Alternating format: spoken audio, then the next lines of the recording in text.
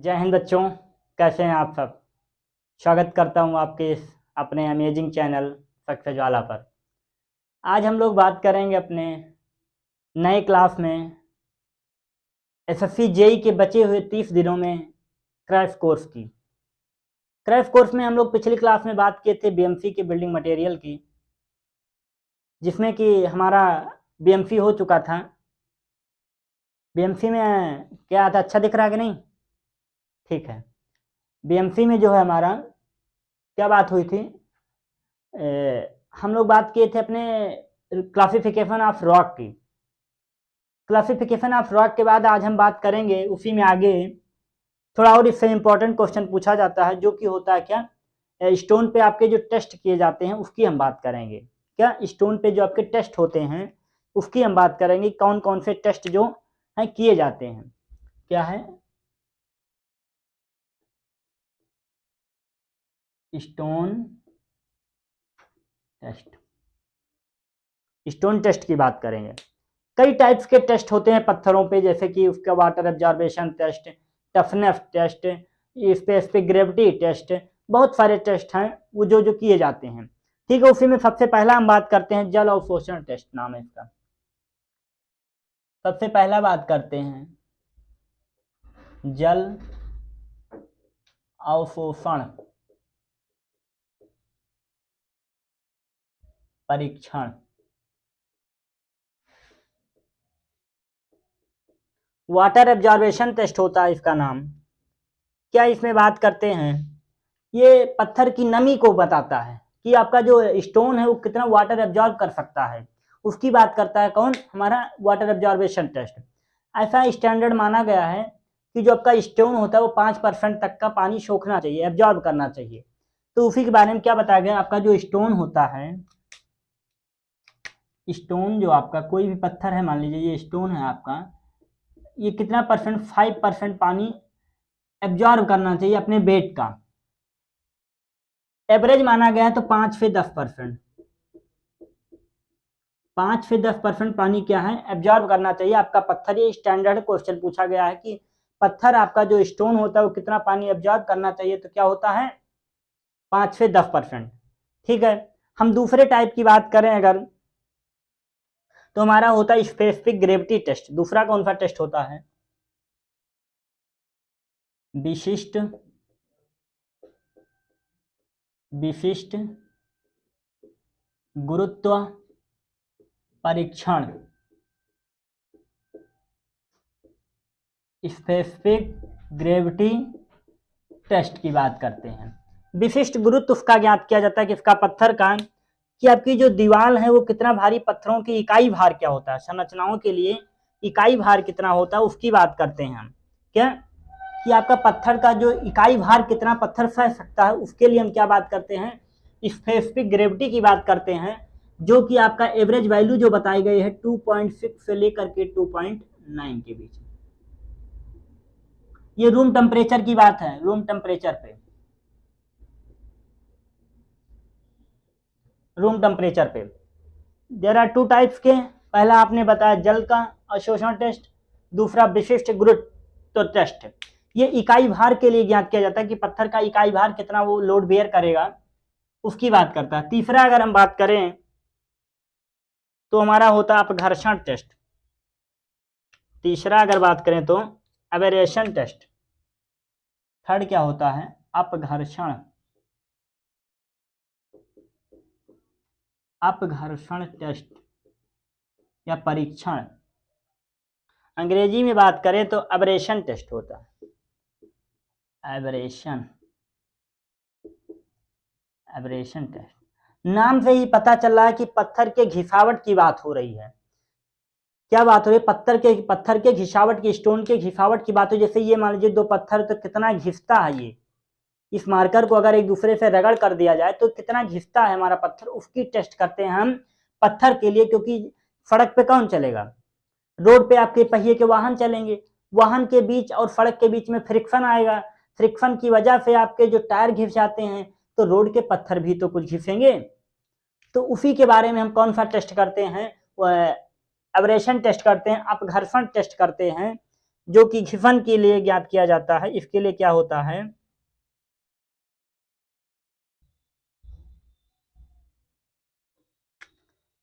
उसके कठोरता की बात की जाती है। तो सड़क के लिए जो मान्य है 11, उसका कठोरता गुणांक जो है, कठोरता गुणांक 11 से अधिक नहीं होना चाहिए। किसका?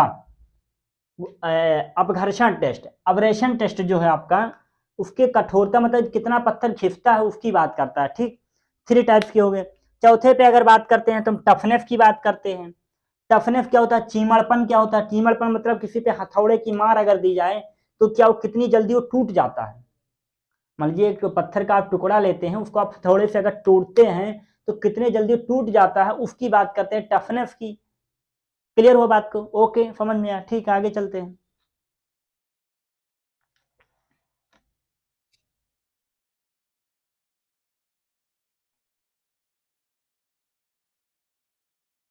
एक हम बात करते हैं टिकाऊपन के लिए, ये आपके मेनली, और हम लिख देते हैं एक चिर स्थायी टेस्ट, चिर स्थायी टेस्ट।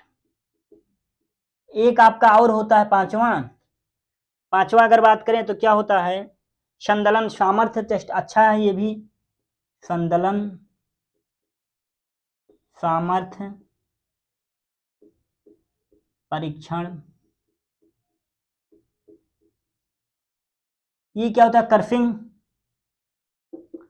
छोटे कर्सिंग मतलब उसको दबाना, ऊपर नीचे से उस पर लोड बेयर कराना।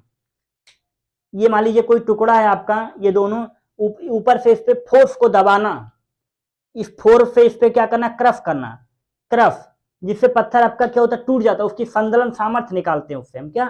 संदलन सामर्थ्य। जैसे कि दो पत्थर आपके बीच में है, इस पे आप क्या कर रहे हैं? लोड बियर करा रहे हैं, उस पर लोड दे रहे हैं, प्रेशर के साथ क्रश कर रहे हैं, दबा रहे हैं, तो उसे बोलते हैं संदलन सामर्थ्य। एक लिखा हमने चिरस्थायी टेस्ट, आपका ड्यूरेबिलिटी कितनी है, आपका पत्थर टिकाऊपन कितना है, रुकता कितने देर है, कोरोजन तो नहीं हो जाता। ये सब टेस्ट करते हैं किसके अंदर? इसमें हम।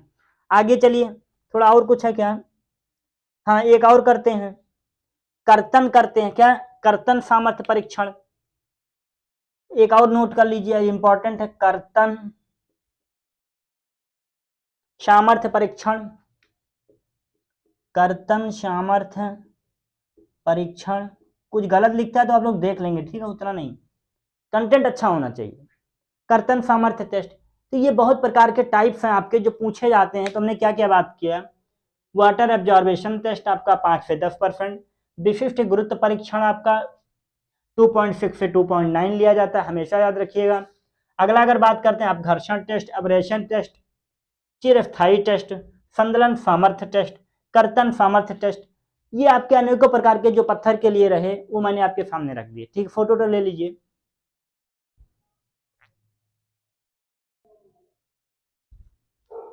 चलिए हम लोग बात करते हैं अपने ब्रिक पे, आते हैं ईंट। आपका स्टोन चैप्टर यहाँ पे कंप्लीट होता है। जितना इंपॉर्टेंट था एसएससी के प्रीव्यू से आपको हमने बता दिया। अब हम बात करते हैं अपने ब्रिक पे, आते हैं। ब्रिक क्या होता है? ईंट सबसे मेन मटेरियल होता है जिससे आपका घर तैयार होता है। आपने हर जगह देखा होगा ब्रिक क्या होता है। ईंट मतलब एक लाल रंग का, अपने एक स्टोन का ही पार्ट होता है। ब्रिक छोटा टुकड़ा होता है जो कि आर्टिफिशियल तैयार किया जाता है। ब्रिक आपका आर्टिफिशियल तैयार किया जाता है। आज देखा होगा आपने, आजकल में कई प्रकार से ब्रिक आपके तैयार होते हैं। आज टिक जैसा देखा होगा आपने, सीमेंट का ब्रिक तैयार किया जाता है अभी तो। सिल्का का ब्रिक होता है, मतलब दोनों आर्टिफिशियल ब्रिक आपके तैयार किए जाते हैं। तो सबसे पहले हम ब्रिक पे चर्चा करते हैं। ब्रिक होता क्या है? ब्रिक आपका एक पत्थर का पार्ट होता है जो कि आर्टिफिशियल तैयार किया जाता है। तो इस पे क्वेश्चन क्या बनता है? पहले तो इस पे साइज पे क्वेश्चन आता है। तो सबसे पहले हम बात करते हैं इस पे साइज के। इसका जो स्टैंडर्ड साइज होता है वो 19 × 9 × 9, 19 × 9 × 9 क्या होता है? सेंटीमीटर होता है। अगर यही चीज आपकी mm में लिखी जाएगी तो 190 × 90 × 90 mm। ये आपका मॉड्यूलर और स्टैंडर्ड साइज होता है। हमेशा आप नोट रखिएगा और याद रखिएगा। यहाँ से क्वेश्चन हर बार एसएससी ने पूछा है और बच्चों को कंफ्यूज करने के लिए वर्ड क्या यूज किया? एक बार वर्ड यूज किया स्टैंडर्ड और एक बार वर्ड यूज किया मॉड्यूलर। दोनों के लिए सेम आंसर होता है, इसलिए आप इस बात को नोट रखिएगा। इसमें जो आपका फाइज के बीच में एक आपने गड्ढा देखा होगा, ब्रिक के बीच में एक छोटा सा गड्ढा होता है जिसे बोलते हैं फ्रॉग। क्या बोलते हैं उसे? फ्रॉग बोलते हैं।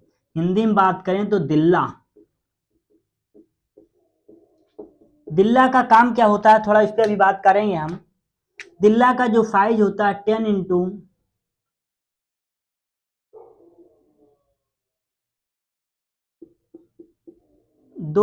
होता है। 10×4×2 या 1 के साइज में होता है दिल्ला। दिल्ला का मेन काम होता है 1 लेयर टू 2 लेयर के बीच में क्या बनाना? बॉन्ड बनाना, जिससे कि इनके बीच में आपका जो है मसाले जो है मोटार जो है फिल हो जाए। जैसे कि देखिए ये आपका हाथ है, इस हाथ के बीच में एक हाथ में गैप कर देते तो बीच में हमारे मोटार जो फिल हो जाएंगे। फिल होने के बाद दूसरा जब ईंट आप उसका प्लेन वाला पार्ट रखेंगे तो उस पर क्या करेगा, वो उसको जकड़ के रखेगा, एकदम बना के रखेगा। तो उसी को बोलते हैं फ्रॉग का यूज करते हैं। That is clear? ओके, थोड़ा सा देख लीजिए इसको, आगे चलते हैं।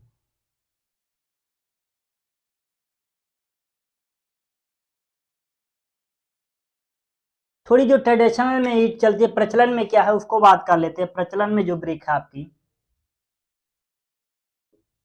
प्रचलन में ट्रेडिशनल में 23×11×7.5।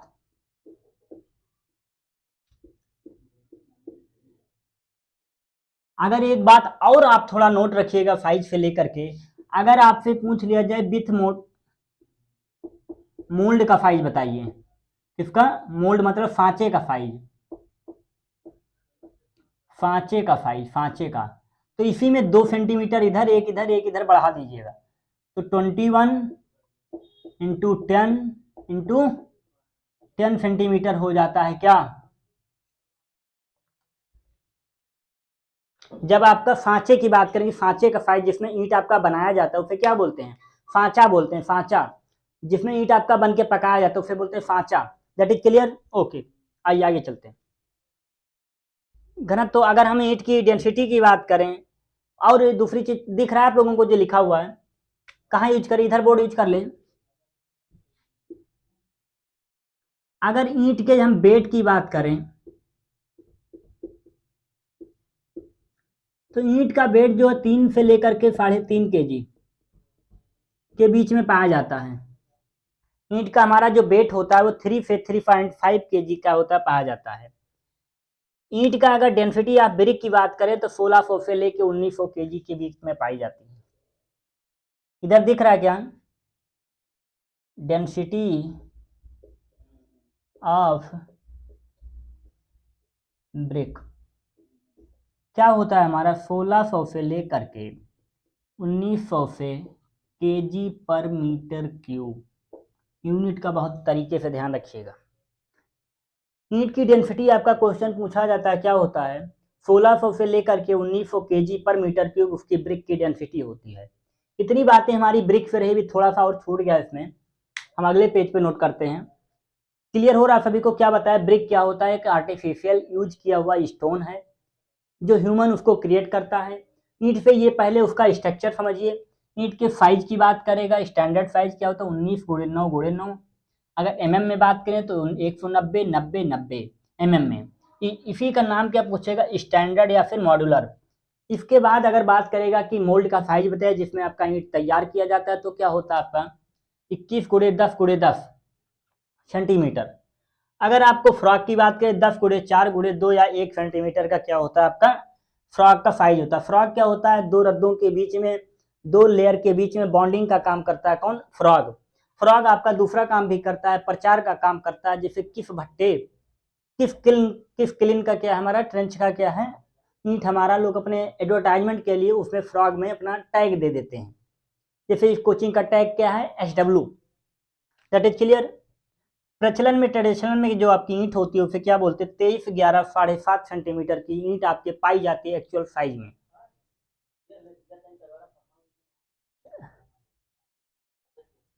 डेंसिटी ऑफ ब्रिक की अगर बात करें तो क्या होता है? डेंसिटी का मतलब होता है किसी मीटर क्यूब में कितना कंटेंट मैटर आपका ठूस के भरा हुआ है।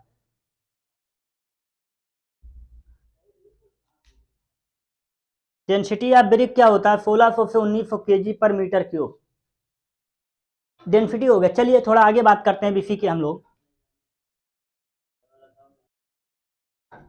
ठीक है बच्चों, आगे चलते हैं हम लोग, देखते हैं क्या होता है। 1 मीटर क्यूब में हम अगर बात करें ईंटों की संख्या क्या होती है, अगर आपको निकालना पड़ जाए कभी भी। 1 मिनट, कुछ हो गया, ठीक है। अगर बात करें 1 मीटर क्यूब में, मतलब 1 मीटर आपकी हाइट हो, 1 मीटर आपकी विड्थ हो, 1 मीटर आपकी डेप्थ हो, उस अगर वॉल्यूम में आपका ईंट रखा जाए तो कितने ईंट आपका आ जाएगा, कोई संख्या पूछ सकता है आपका। क्योंकि तो आप बोल सकते हैं 500 ईंट आ सकती है। कितनी? 500। कितने साइज की? स्टैंडर्ड साइज की। स्टैंडर्ड साइज की आपकी 1 मीटर क्यूब में 500 ईंट लगभग आ सकती है। लेकिन अगर आप देखे होंगे गांव में जो ईंट रखे जाते हैं, ब्रिक रखे जाते हैं, तो चट्टे में रखे जाते हैं, ऐसे बनाया जाता है। तो लोग पूछे फिर गिनती करके बताओ जरा क्या है, तो आप या तो उसका वॉल्यूम निकाल लीजिए या फिर उसकी तीनों साइड्स को आपस में मल्टीप्लाई कर दीजिए, दैट इज क्लियर, आपका आंसर आ जाएगा। तो क्या बात की हमने, 1 घन मीटर क्यूब में आपका कितने ईंट पाया जाता है? 500। क्वेश्चन एसएससी ने पूछा है कई बार। ईंट की इलास्टिसिटी की बात करें, मॉड्यूलस ऑफ इलास्टिसिटी क्या होता है? अगर मॉड्यूलस ऑफ इलास्टिसिटी, मतलब इलास्टिसिटी क्या होता है? एक ऐसा गुण होता है ऑब्जेक्ट का, थिंक फॉर्म, कि उसको खींचने के बाद वो अपनी पुनः उस अवस्था में आ जाए। जैसे कि देखिए अभी सबसे अच्छा इलास्टिसिटी का आपको एग्जांपल देते हैं। आपका स्किन जो है, स्किन ध्यान से देखिएगा, इस स्किन को हम क्या करते हैं? खींचते हैं। ये अपनी इलास्टिसिटी तक जाएगा, अल्टीमेट पॉइंट तक। बट आप देखिए जैसे इसको छोड़ेंगे, देखिए एज इट इज आपका हाथ हो गया। लेकिन यही चीज आप 60 साल के ऊपर के लोगों में देखिए, उनको खींचने के बाद कुछ देर तक उनकी जो स्किन है वो सिकुड़न श्रिंकेज में आ जाती है, श्रिंकेज में। तो ये पॉइंट क्या होता है, उनमें इलास्टिसिटी की लिमिट पार कर जाती है वो, इसलिए उनमें ऐसा होता है। हम लोगों का स्किन देखिएगा, हमने खींचा, एज इट इज हमने छोड़ दिया, दैट इज क्लियर, इसी को बोलते हैं इलास्टिसिटी। तो ब्रिक की इलास्टिसिटी कितनी होती है? 5 to 7 × 10⁻³ न्यूटन पर mm²। पूछा गया क्वेश्चन है, नोट कर लीजिएगा, हर बार एनडीए ने उसने एसएससी ने पूछा है। इलास्टिसिटी ऑफ ब्रिक क्या होता है मॉड्यूलस में? 5 to 7 × 10⁻³ न्यूटन पर mm²। That is clear, okay. इसके आगे हम बात करते हैं अपने कंपोनेंट ऑफ ब्रिक की।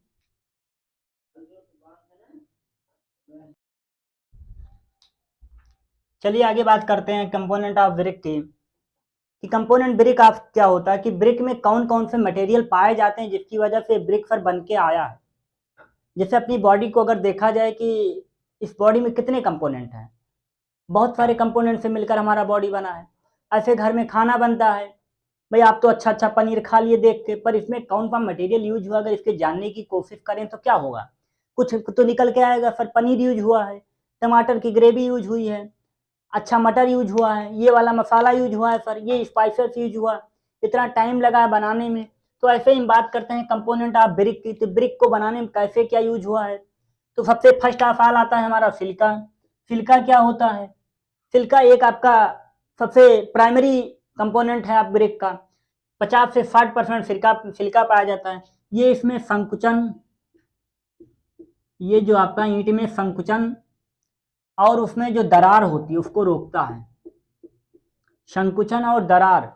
दूसरी चीज, इसी से इसको स्ट्रेंथ मिलती है। ब्रिक में स्ट्रेंथ कहाँ से आती है? आपका सिल्का से आती है। इसी में आपका जो साइज होता है, इसी के कारण आता है, सिल्का के कारण। ब्रिक में साइज, ड्यूरेबिलिटी, श्रिंकेज और आपका दरार आना, स्ट्रेंथ आना, ये सब किसके कारण होता है? सिलिका। तो मतलब इसका कंपोनेंट आपका ज्यादा मात्रा में पाया गया, मतलब आधा से ज्यादा चीजें इसी में होती हैं, दैट इज क्लियर। अच्छा है, 50 से 60% चीजें कहाँ पे पाई गई आपकी? इसी से हो गई, क्योंकि ज्यादा चीजें दे रहा तो भाई ज्यादा सामान भी देगा। दूसरा होता है मृतिका। मृतिका क्या होता है? ईंट में एल्युमिना जल को अवशोषित करके सुघटता प्रदान करता है। एल्युमिना आपका जो है बाइंडिंग का काम करता है, बाइंडिंग का काम करता है, प्लास्टिसिटी का काम करता है। प्लास्टिसिटी आप समझते हैं, सुघटता। जैसे कि आटे को जब गूंद देते हैं आप, तो देखिए वो कितना अच्छा हो जाता है, मुलायम मुलायम। आटे को प्लास्टिसिटी हो जाती है। कितना पानी मिलाते हैं? वाटर कंटेंट के बराबर पानी मिलाते हैं। ऑप्टिमम मॉइस्चर कंटेंट, जितना उससे पानी गीला हो सके। आटा आपका देखिए कैसा हो जाता है गूंदने के बाद, पहले कैसा होता है, सूखे सूखे आटे होते हैं इधर उधर बिखरे हुए, पानी डालते हैं तो आपका कैसा हो जाता है, एक आपका मतलब पूरा बॉन्ड बन जाता है, लेई के समान हो जाता है। तो एल्युमिना का काम क्या होता है, बाइंडिंग का काम होता है, प्लास्टिसिटी का काम होता है, बांधने का काम करता है इनको। जो आपकी सिलिका है उसको बांधने का काम किसका है, आपकी मृतिका का है, बाइंडिंग का काम करता है। बाइंडिंग हो गई, अब आपका लाइम आता है, लाइम का काम क्या है, ईंट जब आपकी सूख जाती है तो उसको श्रिंकेज से बचाता है, ईंट के सूखने पर, ईंट के सूखने पर संकुचन, संकुचन को वो रोकता है। कौन, एक प्रकार से ये भी लाइम का मटेरियल है, ये भी आपका बाइंडिंग का काम करता है। दूसरा अगर काम क्या करता है इसका, 2 से 3% पाया जाता है, साउंडनेस का गुण आ जाता है। अगर ये आपका ज्यादा हो जाए ईंट में, ईंट में अगर लाइम की ज्यादा हो जाए तो साउंडनेस आ जाता है, मतलब जो आपके सफेद कलर के, कभी कभी ईंट में आपने देखा होगा सफेद कलर पाउडर के समान हो जाता है, भुरभुरा निकलता है, उसे इफ्लोरेंस कहते हैं, इफ्लोरेंस, उत्फुलन कहते हैं। उसका एक टेस्ट होता है ईंट में, उत्फुलन का परीक्षण टेस्ट। जब आपकी लाइम की मात्रा ईंट में ज्यादा हो जाती है तब आपका ईंट में क्या बन जाता है, उत्फुलन आ जाता है, इफ्लोरेंस हो जाता है ज्यादा। समझ में आया। तीसरा हमारा क्या है, लौह ऑक्साइड की बात करते हैं। आयरन ऑक्साइड का काम क्या है, इंपेरेबिलिटी और ड्यूरेबिलिटी के गुणों को सुधार करता है। कौन, इंपेरेबिलिटी एंड ड्यूरेबिलिटी, चिरस्थायित्व का काम करता है। कौन, लौह ऑक्साइड आपका। दूसरी चीज ये आपको रंग, ईंट को जो आपका रेड कलर होता है, जो आपका ईंट का रेड कलर होता है, रेड रंग कौन देता है, ये आपका मैग्नीशिया देता है, वो सॉरी लौह ऑक्साइड के द्वारा ईंट को कलर प्राप्त होता है, मैग्नीशिया का प्राप्त होता है। ठीक है, इसकी मात्रा ज्यादा होने पर ईंटें आपकी, जो झामा ईंटे का नाम सुना, झामा ईंटे, जिसकी स्ट्रेंथ जो है बहुत ज्यादा हो जाती है, टेम्परेचर अधिक हो जाता है उस पर। अगर मैग्नीशिया की बात करें तो ईंट का कभी कभी देखना पीला हो जाता है। ईंट का पीला रंग किसके कारण होता है, ईंट का पीला रंग किसके कारण होता है, मैग्नीशिया के कारण होता है, जो 1% पाया जाता है। क्वेश्चन क्या पूछा जाता है, क्वेश्चन ये पूछा जाता है कि ईंट में रंग देने का काम किसका होता है। क्वेश्चन क्या आएगा, ईंट में कलर देने का काम किसका है, आयरन ऑक्साइड का काम है। लाइम का काम क्या है, श्रिंकेज को रोकना। और एल्युमिना और क्ले का काम क्या है, प्लास्टिसिटी और बाइंडिंग का काम है। सिलिका काम क्या है, श्रिंकेज, दरार पड़ना, स्ट्रेंथ और साइज। ये सारी चीजें एक बार फोटो ले लीजिए, silica, clay, lime, iron oxide, magnesia, ये सारी चीजें बोर्ड पे नोट कर लीजिए।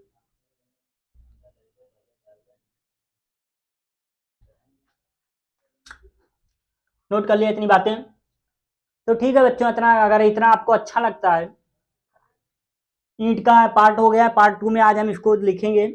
अगली क्लास फिर आपकी मिलेगी 8 बजे।